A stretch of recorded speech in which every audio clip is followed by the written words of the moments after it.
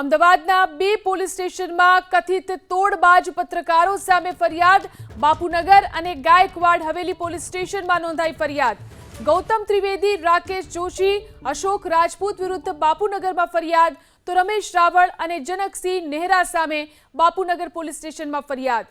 સસ્તા અનાજના દુકાનદાર પાસેથી 1 થી 2 લાખની ખંડણી માંગી હતી. પૂર્વ ધારાસભ્યના પુત્ર અને આરટીઆઈ એક્ટિવિસ્ટ જ્વલિત ખત્રી સામે પણ ફરિયાદ. જ્વલિત ખત્રી, બિલાલ લુહાર, હારૂન બેલીમ સામે ગાયકવાડ પોલીસમાં ફરિયાદ નોંધાઈ. ઇમરાન શેખ, અલ્પેશ દેસાઈ, ભરત મહેતા સામે પણ ફરિયાદ નોંધાઈ. ગાયકવાડ હવેલી વિસ્તારમાં ફરિયાદીના બાંધકામ અંગે ધમકી આપી અને ખંડણી માંગતા હતા. ફરિયાદની ધમકી આપી અને 23 લાખ રૂપિયાની ખંડણી માંગ્યાનો આરોપ છે.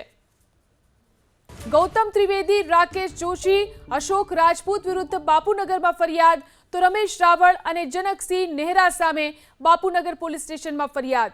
સસ્તા અનાજના દુકાનદાર પાસેથી 1 થી 2 લાખની ખંડણી માંગી હતી. પૂર્વ ધારાસભ્યના પુત્ર અને આરટીઆઈ એક્ટિવિસ્ટ જ્વલિત ખત્રી સામે પણ ફરિયાદ. જ્વલિત ખત્રી, બિલાલ લુહાર, હારૂન બેલીમ સામે ગાયકવાડ પોલીસમાં ફરિયાદ નોંધાઈ. ઇમરાન શેખ, અલ્પેશ દેસાઈ, ભરત મહેતા સામે પણ ફરિયાદ નોંધાઈ. ગાયકવાડ હવેલી વિસ્તારમાં ફરિયાદીના બાંધકામ અંગે ધમકી આપી અને ખંડણી માંગતા હતા. ફરિયાદની ધમકી આપી અને 23 લાખ રૂપિયાની ખંડણી માંગ્યાનો આરોપ છે.